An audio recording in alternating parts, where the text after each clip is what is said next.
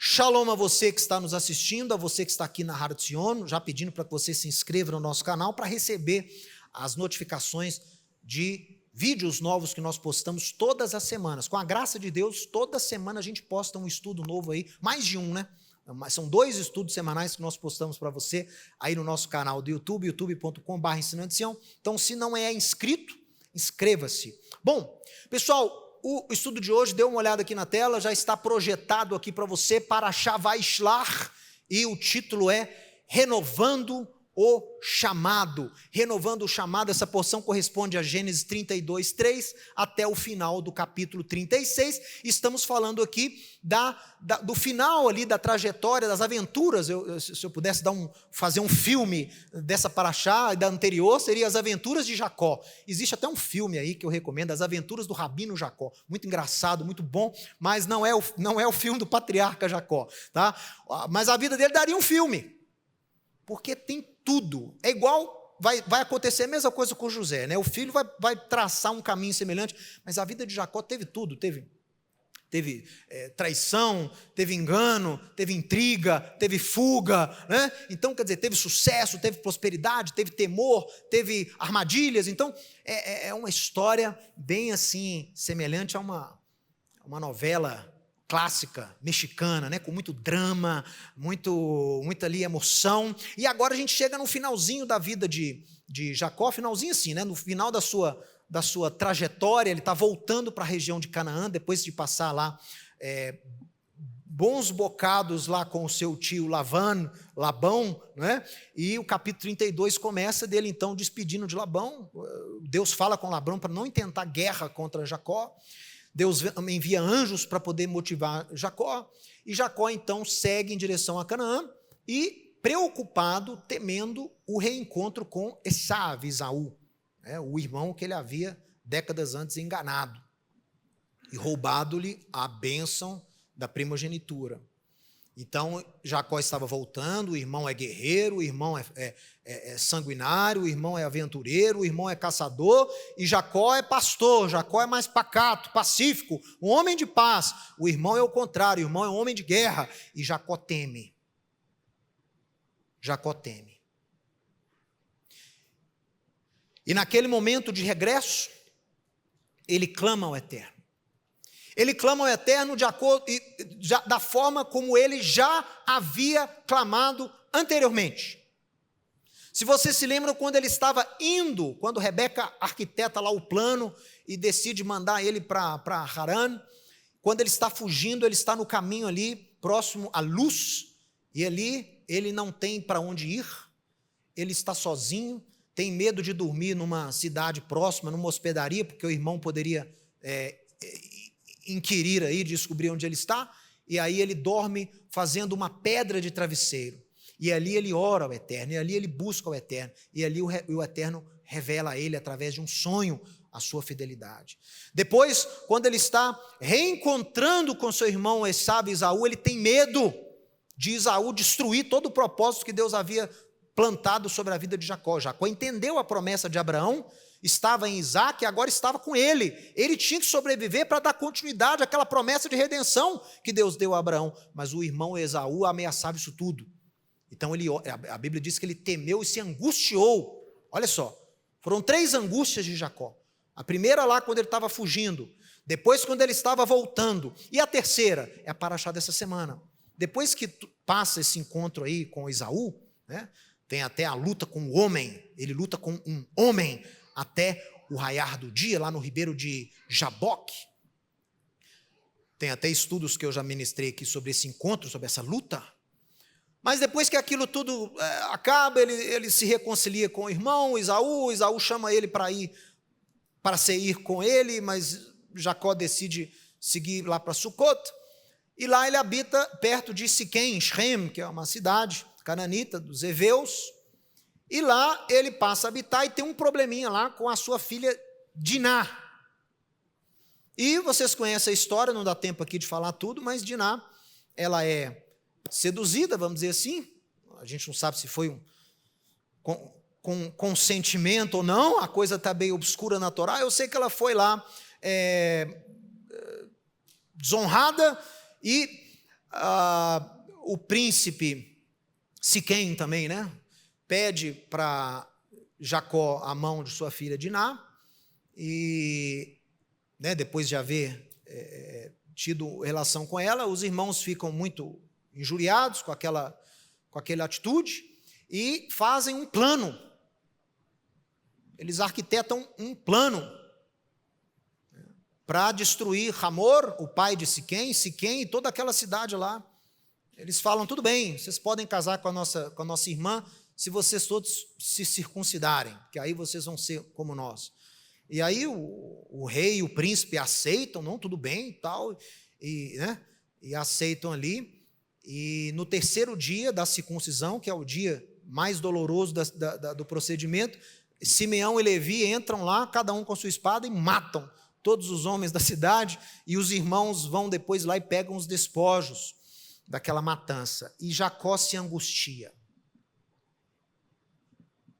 Jacó fica mais uma vez, yatser em hebraico, angustiado. Porque mais uma vez o seu chamado estava ameaçado. E agora não era uma ameaça externa. Agora não era uma ameaça que vinha de fora, não vinha do irmão, não vinha do tio, não vinha de inimigos externos. Era uma ameaça que vinha de dentro. Seus próprios filhos não entenderam o chamado do patriarca Jacó. Não valorizaram, não deram a importância, não viram que aquela semente abençoada era uma semente de influenciadores, de abençoadores de homens. A bênção que o próprio Jacó vai dar para Efraim e Manassés: vocês serão pescadores de homens. Essa é a missão de Abraão, abençoar a humanidade. Mas os filhos, Simeão e Levi especificamente, que são amaldiçoados depois por Jacó,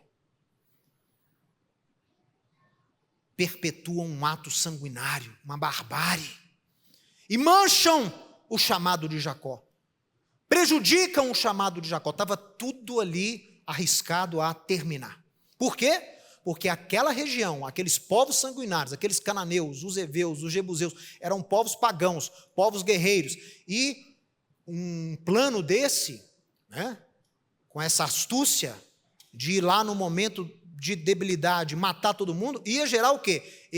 Ação e reação, ia gerar uma reação certa. Aquelas cidades-estado iriam se unir, iriam o quê? Acabar com Jacó, com seu acampamento, com o povo que estava lá com ele, ia tomar tudo, ia acabar com tudo. Jacó não seria páreo para uma união de exércitos para poder destruí-lo, para vingar aquilo que ele fez com o rei Hamor, né? E o príncipe Siquém. E é aí, nessa angústia, que Jacó ora ao Eterno. É nessa angústia que Jacó busca o Eterno, porque foi a maior, na minha opinião, foi a maior angústia que ele teve. Nem a primeira se comparou, nem a segunda, nem na morte de Raquel, a Torá fala que ele se angustiou, como ocorreu aqui. Aqui realmente ele temeu. Aqui realmente ele ficou chateado. Aqui realmente ele ficou sentido. Porque a ameaça de destruição do chamado que vai redimir a humanidade, a ameaça veio de dentro, veio do meu sangue, veio de quem está comigo. E ele clama a Deus. Dê uma olhada aqui na tela. Na história do patriarca Jacó, podemos ver 3 momentos de angústia profunda. Eu acabei de falar. Vamos ver? Olha. Quando ele fugia da fúria do irmão Esaú, quando ele estava para reencontrar o irmão Esaú, e quando Levi e Simeão dizimaram a população de Shem para lavar a honra da sua irmã Diná. Nestes 3 momentos difíceis, vemos Jacó se humilhando na presença de Deus e clamando por seu livramento. Mas é no terceiro episódio, lá com Simeão e Levi, que vai requerer mais do que apenas um clamor, uma oração da parte de Jacó. Nas outras ocasiões ele orou, mas na terceira não seria o suficiente só orar. Ele teria que fazer algo a mais. Vamos ver aqui na Torá o que é que aconteceu? Que é, na verdade, o tema do estudo de hoje. Muitas vezes, nós temos o nosso chamado ameaçado, temos o nosso chamado abalado por tribulações, desafios que surgem de dentro, que nos afetam muito mais. E devemos aprender com a história de Jacó, o que ele fez para poder ter esse revigorar do seu chamado, esse renovo da sua missão. Veja aqui comigo Gênesis 35, verso 1. Disse Deus a Jacó, depois que ele clamou ao Eterno, disse Deus a Jacó: levanta-te, Jacó, sobe a Betel e habita ali. O que tem em Betel? Volta aqui para mim. O que foi em Betel? Lembra quando ele subia para Harã? E ele parou lá, e ele teve um sonho, e ele sonhou com uma sulam, com uma escada, e aquilo foi um revigorar. Deus confirmou a promessa que havia feito a Isaac e ao seu avô Abraão, deu uma revigorada para ele seguir caminho. E ali o encontro com Deus foi tão forte que ele chamou aquele local de casa de Deus. É o portal dos céus, né? Isso aqui é um portal, isso aqui céu está ligado com terra, e chamou aquele lugar de Betel, a casa de Deus. Então Deus falou com ele, ele já estava habitando lá em Siquém. Deus fala com ele: você precisa fazer algo para mim. Volta lá para Betel. Betel foi onde você recebeu o seu primeiro chamado. Betel foi onde você recebeu sua primeira missão. Betel foi onde você recebeu sua primeira revelação. Volta para onde você recebeu o chamado. É como se Deus estivesse falando assim: você precisa recarregar as suas baterias. E a gente recarrega a bateria onde tudo começou. É onde Deus te falou primeiramente, é aquele primeiro amor, vamos dizer assim. Então preste atenção, continua aqui no texto.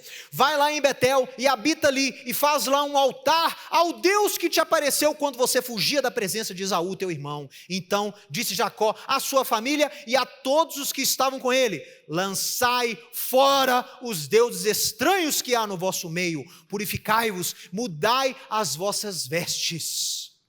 Levantemo-nos e subamos a Betel, farei ali um altar ao Deus que me respondeu no dia da minha angústia e me acompanhou no caminho por onde andei. Então deram a Jacó todos os deuses estrangeiros que tinham em mãos e as argolas que lhes pendiam das orelhas. E Jacó os escondeu debaixo do carvalho que está junto a Siquém.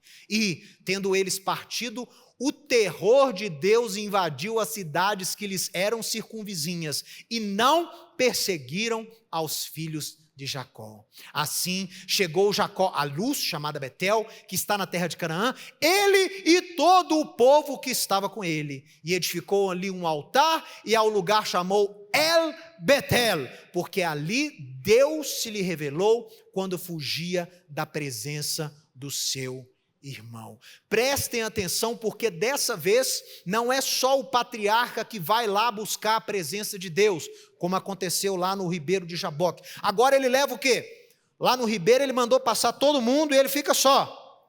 Agora não, agora Deus dá a ordem: vá para lá com todo mundo. Porque o problema agora não é você que não está sabendo o seu chamado, agora são as pessoas que estão com você que não estão entendendo o seu chamado. Então essa renovação do chamado, essa renovação da aliança vai ser feita com você e com todos os que estão com você, com todos aqueles que eu coloquei ao seu lado para te ajudarem nesse chamado. E os filhos eram peça fundamental para Jacó cumprir o seu chamado. Então falou: vai com os filhos, vai com o povo. E não é só ir não, o povo tem que preparar. O povo tem que santificar, o povo tem que largar os falsos deuses, o povo tem que largar a idolatria, mudar as vestes, o povo tem que vestir a identidade dos patriarcas. O povo estava com a identidade ameaçada. Sei lá se esses filhos estavam ameaçados com as culturas lá de próximo, daquelas cidades próximas, né? E a Torá fala que estavam constantemente ameaçados. A identidade dos patriarcas, a identidade da semente da aliança, ameaçado. E por essa ordem aqui, eu sei que eles estavam contaminados, estavam vestindo como os habitantes dali, estavam se portando como os habitantes dali. Então Jacó fala: é hora de santificar.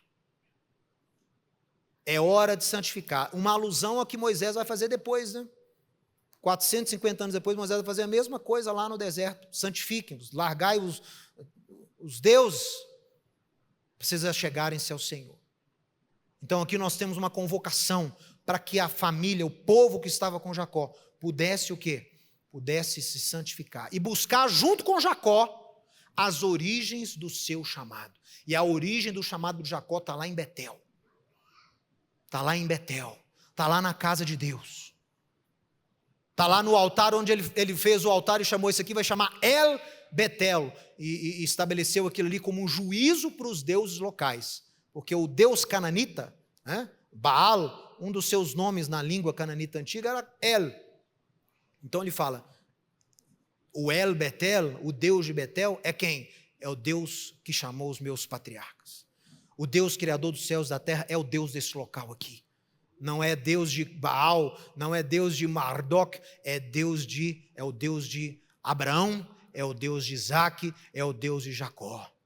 E ele monta ali um altar, ele ergue uma coluna de pedras, mais uma vez, lá em Betel, dessa vez com todos os seus filhos e o povo que estava com ele. Os maiores desafios que nós enfrentamos, os maiores desafios enfrentados pelo povo de Deus, pelo servo de Deus, são os que surgem de dentro, é ou não é?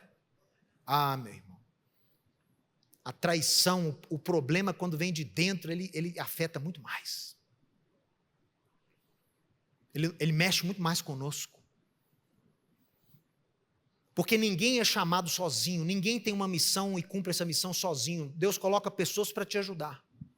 E quando você vê que aquelas pessoas que estão ali, que deveriam te ajudar, estão te levando, te desviando do caminho que Deus te levantou, aí a gente fica muito triste. Dessa vez, muitas vezes, a decepção com pessoas do nosso convívio é muito mais frustrante do que ataques externos. A terceira angústia de Jacó foi a mais desafiadora para o patriarca. Você vê que no final da vida dele, quando ele dá a bênção lá para Simeão, para Levi, ele fala desse evento. Esse evento marcou. Esse evento mexeu com ele. Mais do que qualquer outro evento, na minha opinião. Porque ali ele se viu ameaçado. Ali estava tudo por um fio. Mas Deus orienta, volta lá onde você recebeu o chamado. Vai lá revigorar as suas forças. Olha aqui. Mesmo tendo um encontro com Deus e experienciado livramentos e a salvação de Deus, Jacó se viu desmotivado e angustiado pelos problemas causados por seus filhos. Ô, gente, ninguém está isento de ter esse tipo de angústia, não. Se Jacó que lutou com Deus, se Jacó que viu Deus face a face e a alma dele foi salva, se viu angustiado, você não pode passar por isso também, não? Ter tido um chamado não garante que todos que estão com você vão ter também o mesmo chamado, não. Olha só. Ele percebeu que os filhos não compreendiam nem compartilhavam da missão e do seu chamado. Naquele momento, todo o propósito de Deus em abençoar as nações da terra na descendência de Abraão poderia estar com os dias contados. Seria necessário renovar o chamado de Abraão, não apenas na vida de Jacó, mas principalmente na vida da sua família, das pessoas que estavam ali com ele, meu irmão. Um renovo do chamado é um renovo que vai englobar todos os que andam com você. Porque o chamado nunca é dado para você apenas. Deus vai capacitar e colocar pessoas para te ajudar nessa caminhada. Mas muitas vezes você tem que estar atento, porque essas pessoas, se elas não estão com você na mesma visão, elas correm o risco de te pressionar a se desviar da sua visão, daquilo que Deus te deu. Por isso, a preocupação de Jacó. E como é ruim quando a gente tem pessoas que andam conosco há anos e de repente a gente percebe que as pessoas que estão conosco há anos não entendem o que nós estamos fazendo, não compreendem o chamado, não compreendem a visão. É por isso que nós temos nesta congregação, na congregação Har Zion, um processo de membresia. A pessoa, para ser membro, tem um processo. Pelo menos desde o meu retorno em 2019, tem sido assim. E esse processo de membresia, nós vamos ter a certeza que a pessoa que está querendo ser membro dessa família, entenda a visão dessa família, entenda o chamado dessa casa, entenda o chamado dessa congregação. Porque se a pessoa que está entrando não estiver ciente, não estiver certa do chamado que Deus tem para cá, se o chamado da casa não for o chamado da pessoa, ela vai me atrapalhar. A quê? Me atrapalhar a seguir o caminho que eu quero. Então é muito comum nós termos pessoas aqui, pessoas boas, pessoas que amam a Deus, que estão cheios de gás, cheios de zelo, mas a gente vê que as pessoas estão numa outra página. Ah, Rabino, por que você não faz isso? Por que você não faz aquilo? Por que você não compra um não sei o quê? Por que você não vai? A gente vê que a pessoa não está na mesma página. Meu irmão, eu não fui chamado para isso. Ah, Rabino, por que você não faz a campanha de evangelismo, folhetar lá no Praça 7? Meu irmão, eu não sou contra isso, mas eu não fui chamado para isso. Para você estar aqui, você tem que estar comigo na mesma página. Porque senão você corre o risco de me pressionar a sair do meu caminho. Então aqui, para ser membro, não precisa ser expert em judaísmo, não precisa falar hebraico, nada disso. Você tem que provar para o presbitério que você tem a visão dessa casa. Que a visão dessa casa é a sua visão. E é claro que nós vamos mostrar para você, nós temos aulas onde eu vou expor essa visão. Porque às vezes você vai ouvir a visão da casa, da minha boca, e você vai falar, mas não é isso que eu quero. Eu queria uma congregação mais assim. Eu queria uma congregação mais judaica, mais ortodoxa. Eu queria uma congregação menos judaica, mais evangélica. Então você vai ter opção. Você não é obrigado a servir a Deus aqui. Você pode servir a Deus em qualquer lugar e você vai ser muito abençoado. Agora, para estar aqui como membro, eu preciso que você compartilhe da mesma visão. Então, olha aqui, olha aqui. Aí, nós temos o seguinte: quando nos vemos em situações onde o nosso chamado está ameaçado por não ser compartilhado com as pessoas que estão conosco, devemos fazer igual Jacó, devemos conduzir as pessoas, não é só você voltar lá onde recebeu o chamadão, você tem que levar as pessoas com você. Devemos conduzir as pessoas novamente às origens do nosso chamado, novamente às origens da nossa missão. É aí que você vai revigorar. Não sozinho, com todo mundo. Que as pessoas também precisam de um renovo. As pessoas que estão com você também precisam de um renovo ministerial, um renovo no chamado. As pessoas também se desgastam. É difícil, meu irmão, estar à frente de um trabalho judaico-messiânico de restauração de Israel e da igreja. É muito difícil isso. Você está na linha de frente, tomando ataque de tudo quanto é lado, desgasta a pessoa, desanima às vezes. Então, de tempos em tempos, é necessário o quê? Regressarmos onde tudo começou, para a gente ter um revigorar. Isso aconteceu na Bíblia. Isso aconteceu, por exemplo, com Elias. Elias, depois lá do desafio dos profetas de Baal, ele vai o quê? Ele vai para o Sinai. Ele fica lá no Sinai. E lá ele tem um revigorar das suas forças. Paulo, se você lê a carta aos Gálatas, Paulo fala também que ficou um tempinho lá na Arábia. 14 anos, desde quando ele teve o chamado lá, no caminho para Damasco, até ele começar a atuar ministerialmente, 14 anos. Paulo também esteve no Sinai, que é na Arábia. Ficou lá revigorando o seu chamado. Yeshua também passou por isso.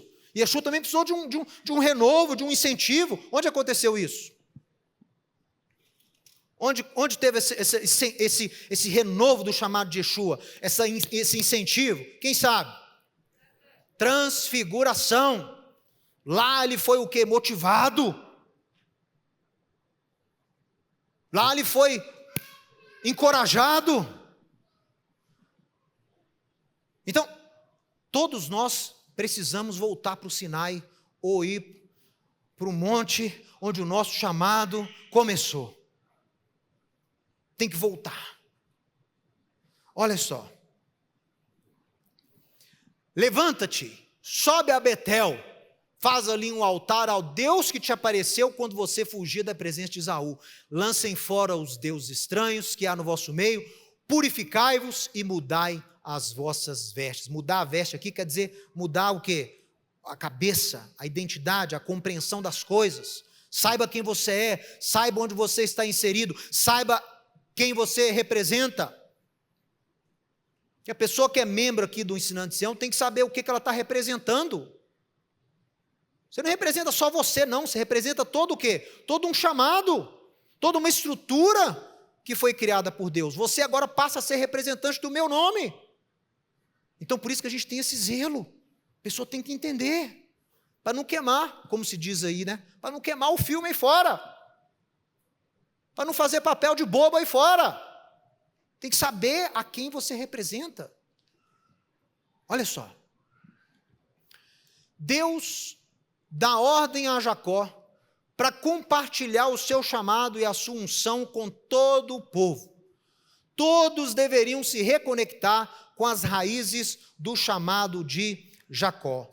Todos deveriam receber, pode pôr na tela, todos poderiam receber o renovo, o entendimento do chamado que receberam da parte de Deus. Olha só o que acontece lá. Aí Jacó edificou um altar no local, chamou o local de Betel, porque ali Deus revelou-se a ele quando ele fugia da presença do seu irmão.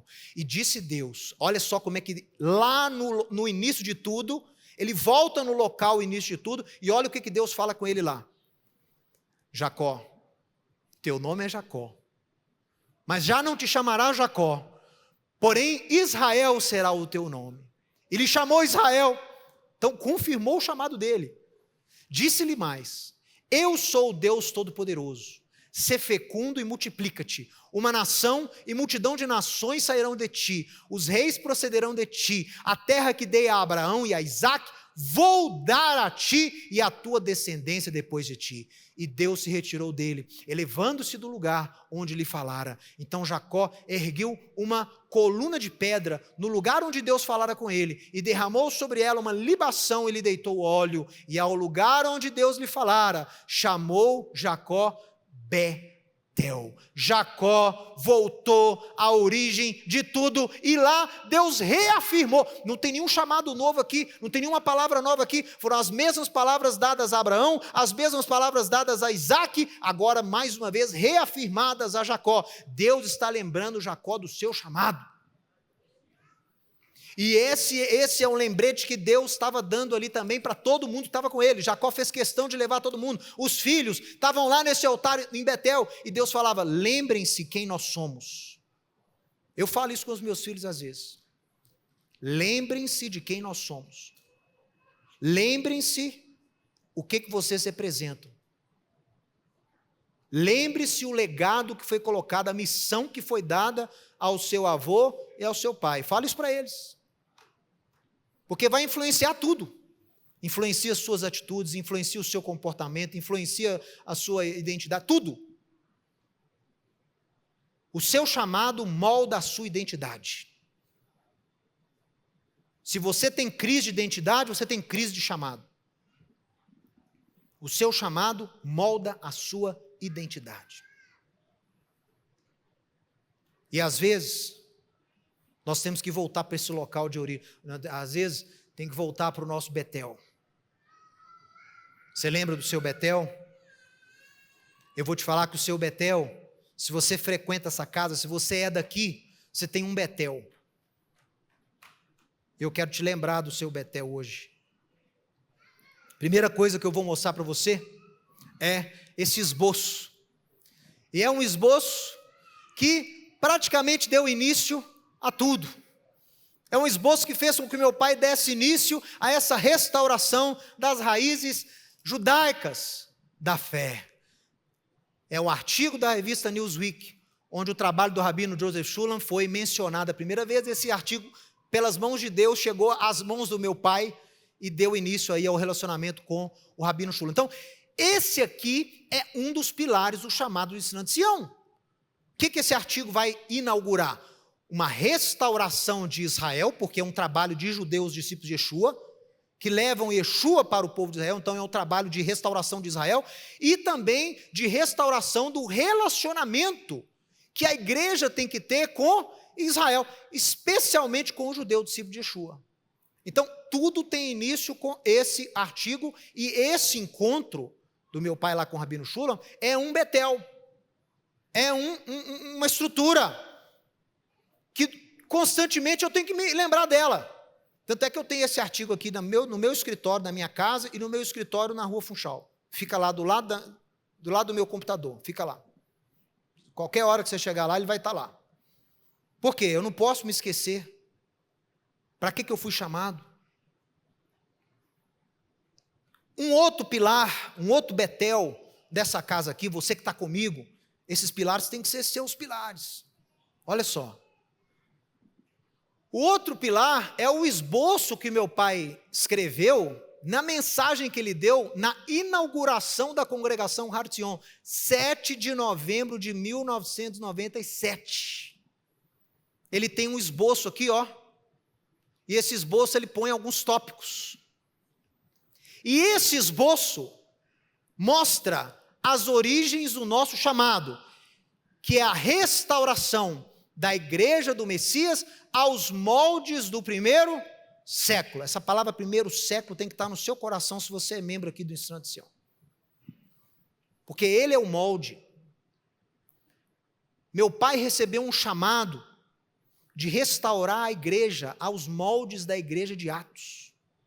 Se você põe aqui na tela de novo para o pessoal ver. Deixa eu ver se eu consigo enxergar aqui.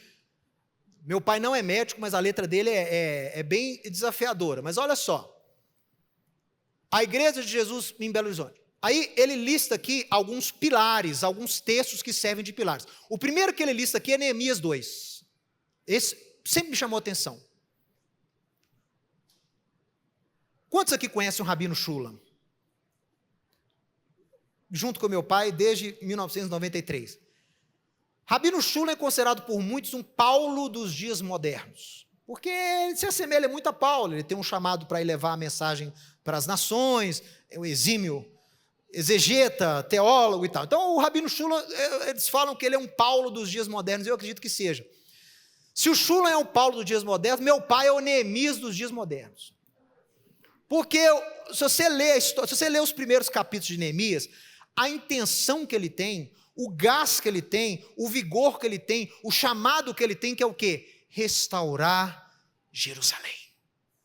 Restaurar o povo de Deus. A restauração não era da cidade física de Jerusalém. A restauração que ele queria era do povo do Eterno.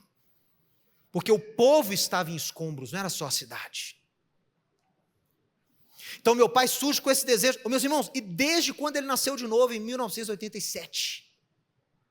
23 de agosto de 87. Desde aquele dia o chamado tem sido o quê? Restaurar a igreja de Yeshua. Aos moldes do primeiro século. Então isso tem que estar no seu coração. E isso foi o sermão da inauguração desse local aqui. Ele se baseia em Neemias, que é o trabalho de restauração orquestrado por Deus. E você vai ver lá no capítulo 2, nós vamos ler aqui, que tem inimigo, viu gente? Tem inimigo. Desde o início. Tem uns aí que atuam no espírito de Sambalate. Tinha uns lá que vieram da Arábia. E não lhes agradou desde o início esse negócio de reconstruir Jerusalém. Reconstruir o povo de Deus. Nós vamos ler daqui a pouco. Como é que é parecido. Gente, o espírito é o mesmo. O mesmo espírito que encheu lá Neemias é o espírito que coordena, que supra essa casa aqui. É dele que você tem que se alimentar. Olha só, e depois de Neemias, dá uma olhada aqui. São textos de Atos, olha. Atos 2, papai sempre deu muito valor à comunhão, aquela igreja que tem um impacto na sociedade, positivamente, obras sociais. Efésios capítulo 2, a identidade como enxertados em Israel. Olha aqui, ó. Restaurar o relacionamento com Israel, restaurar o relacionamento com os judeus, restauração do corpo de Yeshua, Efésios 5, restaurar o corpo, restaurar Israel e restaurar o corpo do Messias. Esse é o chamado dessa casa, esse é o Betel dessa casa. é ajudar na restauração de Israel com as nações, por isso que nós temos esse contato, essa aliança com o Rabino Shulam e com os judeus discípulos de Yeshua lá de Israel. É uma aliança, é uma brit. Porque faz parte da restauração da igreja o relacionamento com o judeu crente. Por isso que existe o Rabino Shulam. Agora, paralelo, eu tenho um trabalho de restauração da igreja. Mostrar para a igreja onde se desviou, onde errou, para que ela restaure os seus caminhos e volte à prática das primeiras obras. Paralelo a esse chamado macrocósmico, que é um chamado, não é para nós, é um chamado para o corpo, é um chamado macrocósmico. Nós temos na minha família um chamado microcósmico, esse você tem que entender. Na nossa família, nós temos uma história, que até está no livro do meu pai, O Poder que Vem do Alto. E essa história você vai ver, é uma família de descendentes de judeus, uma família de filhos de Israel, que passam pela Inquisição, que perdem essa memória e que Deus restaura. Então, microcosmicamente, internamente, nós temos uma restauração individual da nossa casa, nessas raízes judaicas. E é claro que a gente ajuda outras pessoas que estão na mesma situação que nós estamos, né? Que nós estivemos, que nós estamos. Então, é um chamado de restauração generalizado, né, da igreja e de Israel. E é um chamado muito pessoal, mas que também abençoa a muitos, que é dessa identidade, mas é algo muito específico da nossa casa, da nossa trajetória, da nossa família, entendeu? Então, são esses pilares que têm regido aí o trabalho do Ensinando de Sião. E se você nos acompanha, esses pilares aqui têm que estar claros. Porque meu pai não foi chamado para restaurar a igreja evangélica, para restaurar a denominação batista, presbiteriana, para restaurar a adventista. Não foi esse o chamado. Meu pai também não, nós não fomos chamados aqui para restaurar o judaísmo. Eu não fui chamado para restaurar o judaísmo, restaurar a religião judaica, restaurar a ortodoxia judaica. Nosso chamado é restaurar o povo de Deus. Yeshua sendo revelado a Israel, restauração de Israel. As raízes da fé sendo reveladas à igreja, restauração da igreja. Eu até diria o seguinte, estava pensando nisso ontem. Duas frentes, né? Restauração de Israel, restauração da igreja. Para restaurar Israel, qual que é o elemento chave? Yeshua. Ele é que vai causar aquela revelação que o judeu vai se restaurar internamente. Você vê Zacarias capítulo 8, Zacarias capítulo 12, Amós capítulo 9. Então tem a ver com Yeshua, com essa revelação sobrenatural. Então a gente trabalha para poder fomentar essa revelação e ajudar aqueles que têm trabalhado nesse trabalho, ajudar lá o Rabino Shulam e muitos outros judeus discípulos de Yeshua. Essa é a primeira frente, Yeshua levando a restauração para Israel. E para a igreja? O que precisa para a igreja restaurar suas raízes? O que você acha? Yeshua é a peça fundamental para Israel. E para a igreja? Yeshua, não. A igreja já tem Yeshua. Yeshua não é um elemento estranho igual é para Israel. A igreja tem Yeshua. O que falta?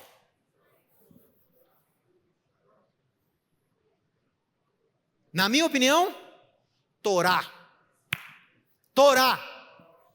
Se Yeshua restaura Israel, a lei de Deus restaura a igreja. Porque a lei de Deus é a verdade, e a lei de Deus representa o poder de Deus. E a lei de Deus representa os princípios de Deus. É a mesma palavra que Yeshua dá lá para a igreja em Éfeso. Conheço as tuas obras, vocês perseveraram no meu nome, porém tenho contra vocês que vocês abandonaram as primeiras obras. Conheciam Yeshua, abandonaram as primeiras obras porque abandonaram o primeiro amor. Abandonaram o primeiro amor. Eu disse para vocês, amar no original, na cultura judaico-hebraica, é obedecer, é guardar, É Levítico capítulo 11, é Deuteronômio capítulo 6. Amarás ao Senhor teu Deus, guardarás esses mandamentos, escreverás no bairro da tua casa. Amar traduz em obedecer da forma correta, obedecer de coração. Então a igreja em Éfeso conhecia Yeshua, mas estava o quê? Estava com a sua identidade ameaçada. É ou não é? Se você pega os primeiros capítulos de Apocalipse, são só admoestações contra falsários, contra gente falsa. É falso apóstolo, é falso nicolaíta, é falso curandeiro. Aquela comunidade, a maioria de judeus crentes ainda, estava sendo ameaçada, a identidade desse povo estava sendo ameaçada, a cultura romana estava muito forte. Daqui uns anos viria Nero. Então, João está alertando no espírito aquela comunidade: não negociem a vossa identidade, sejam santos. Voltem à prática das primeiras obras, voltem àquela obediência, voltem àquela santidade que vocês tinham. Separem-se, vocês são povo escolhido.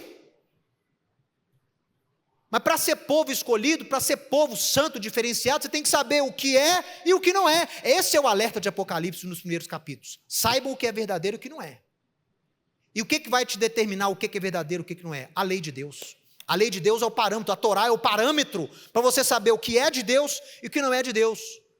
A sua identidade, seja você judeu ou não, se você serve ao Deus de Israel, a sua identidade é moldada pelos princípios de Deus. E os princípios de Deus estão na lei de Deus.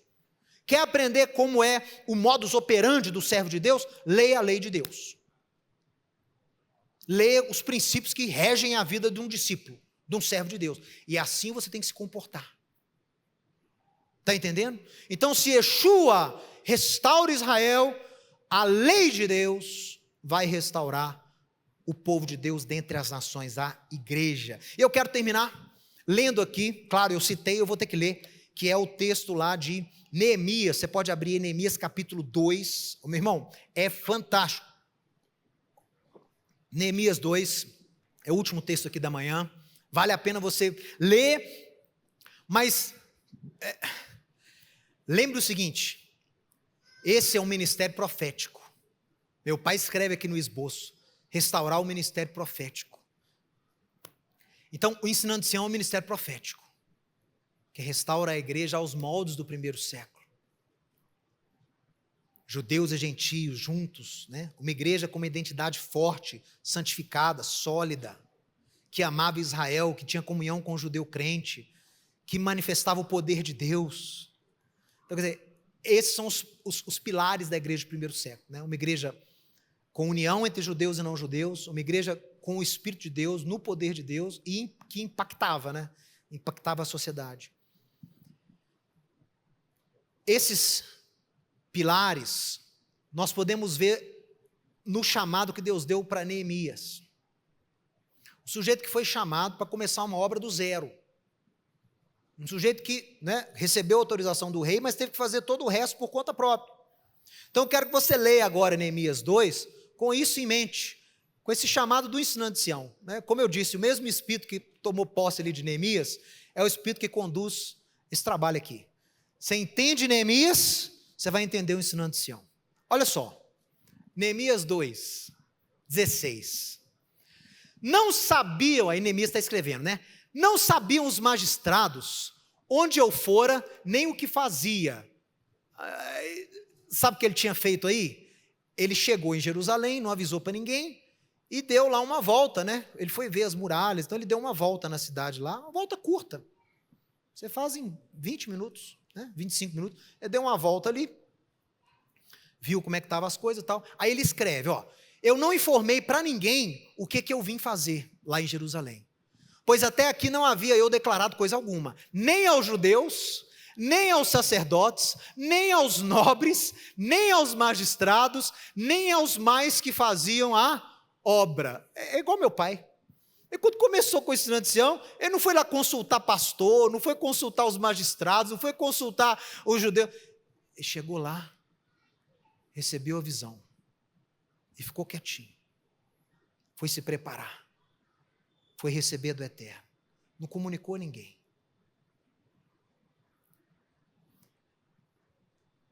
Então, eu lhes disse, aí sim Neemias falou: estais vendo a miséria em que estamos, Jerusalém assolada, suas portas queimadas. Vinde, pois, reedifiquemos os muros de Jerusalém e deixemos de ser opróbrio. Aqui está o segredo, meu irmão, que a obra não é só predial. A obra é de restauração de um povo. Deixemos de ser opróbrio. No esboço que meu pai mostrou aqui, está lá escrito: a igreja precisa ser restaurada. Ela não passa bem. Ela não está bem. Ela precisa ser restaurada. A mesma mensagem que Neemias dá para os magistrados, para os sacerdotes, para os judeus que estavam lá. Olha como é que Jerusalém está. Não podemos permitir que fique assim. Vamos sair fora do opróbrio, vamos reconstruir as muralhas de Jerusalém.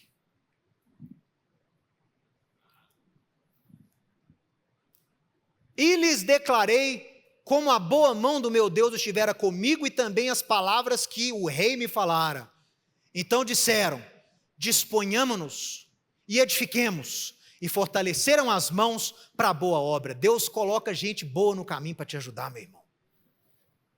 O camarada é contaminado com o seu chamado. Ali essas pessoas tiveram o mesmo chamado de Neemias. Na hora, Neemias contaminou as pessoas com o seu chamado, e aquelas pessoas sugaram um pouquinho daquela unção, e vamos edificar, vamos reconstruir, vamos. É possível. Deus está conosco, é Deus que está orquestrando isso, não é o Neemias, é Deus que está com ele, vamos somar com ele. E aí, porém, diga, porém, sempre vai ter um Sambalate, Zé Ruela, para poder atrapalhar, para poder desmotivar, para poder... Não pode. São 2000 anos de história. Você vai querer mudar tudo assim, de um dia para o outro? Se pessoas muito mais capacitadas que você há 500 anos não conseguiram mudar, você acha que você consegue mudar alguma coisa? E aí o Sambalate, o Oronita e Tobias, o servo amonita, e esse Gesem da Arábia, o arábio, quando souberam, zombaram de nós. Alguém se identifica aí? Zombaram de nós, nos desprezaram. Meu irmão, nós vemos isso aqui tudo. E disseram: que é isso que vocês estão fazendo? Vocês querem se rebelar contra o rei? Então lhes respondi: o Deus dos céus é quem nos dará o bom êxito. Nós, os seus servos, nos disporemos e reedificaremos. Vocês, todavia, não têm parte, nem direito, nem memorial em Jerusalém. Nós falamos palavras muito parecidas aqui com Sambalates dos dias modernos que tentaram nos impedir. Por isso que é cansativo, porque se edifica com uma mão e defende com a outra mão. Porque Sambalate não quer. Não agrada ser Jerusalém restaurada. Não agrada. Né? E eles falaram, esse Sambalate, esse arábio aí, Gesem, eles falaram o que muitos líderes falam e falaram há pouco tempo. Vamos reconstruir Jerusalém, vamos ajudar o judeu a voltar para Israel, vamos restaurar a igreja para fomentar. Jerusalém jamais será reconstruída, diziam alguns deles ou delas. Jerusalém jamais será reconstruída.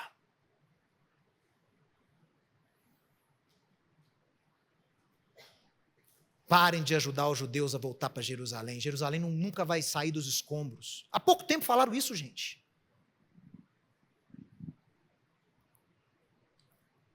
Dá vontade de falar igual Neemias. Olha aqui para mim. Nós vamos reconstruir, porque Deus é quem nos dará o sucesso. Vocês, porém, não têm parte, nem direito, nem memorial em Jerusalém.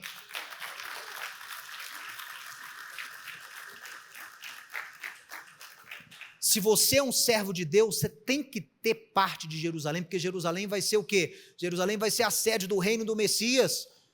Quem é contra Jerusalém não vai ter parte no reino vindouro, meu irmão. Então, esses são alguns pilares desse trabalho, dessa visão. Um ministério profético, a imagem de Neemias e a sua restauração. O ministério profético, a imagem dos apóstolos no primeiro século. O ministério que leva restauração e redenção para Israel através de Yeshua, e o ministério que leva restauração para a igreja, restauração da identidade da igreja através do ensino das Escrituras, especificamente da lei de Deus, ou dos evangelhos no contexto original, porque a igreja perdeu o contexto original das coisas. Por isso a gente fala muito assim, raiz judaica, contexto judaico, contexto original, porque o povo acha que tudo veio lá, caiu do espaço lá no ano 0. Você fala evangelho judaico, aí um me criticou aí ontem, desde quando o evangelho é judaico? Vai, desde quando Paulo prega lá, onde é que ele estava? Já estava em Antioquia, não sei, que ele fala assim, ele entra na sinagoga com Barnabé e fala o quê? Nós anunciamos a vocês o evangelho anunciado aos nossos patriarcas. Então o evangelho é o quê? Tira a raiz judaica do evangelho e você vai criar uma outra religião, que não tem nada a ver com o processo de redenção que você lê na Bíblia. A coisa faz parte de um fluxo, a coisa faz parte de um processo que começou lá em Gênesis, lá com o chamado de Abraão, Gênesis 12, e vai terminar lá em Apocalipse 21, com a nova Jerusalém descendo do céu, e Yeshua reinando sobre todas as nações e sobre Israel desde o Monte Sião. Essa é a história. E você não pode se colocar como muitos aí, sambalates. Que temos nós a ver com Jerusalém? Que temos nós a ver com a restauração de Israel? Jerusalém jamais será reconstruída. Sambalate. Iremos e reedificaremos, porque Deus está conosco. E arrependam-se rapidamente, porque se vocês não se arrependerem e não restaurarem os seus caminhos, vocês não terão nem nome, nem nada, nem memorial, nem direito em Jerusalém. Restauração de Israel, restauração da igreja já, em nome de Yeshua. Amém. Amém. Se você gostou e foi abençoado com esse estudo, inscreva-se em nosso canal do YouTube. Considere também ser um mantenedor do trabalho do Ensinando de Sião no Brasil, Israel e no mundo. Doações e contribuições podem ser feitas através do link na descrição desse vídeo. Um grande abraço e shalom, shalom.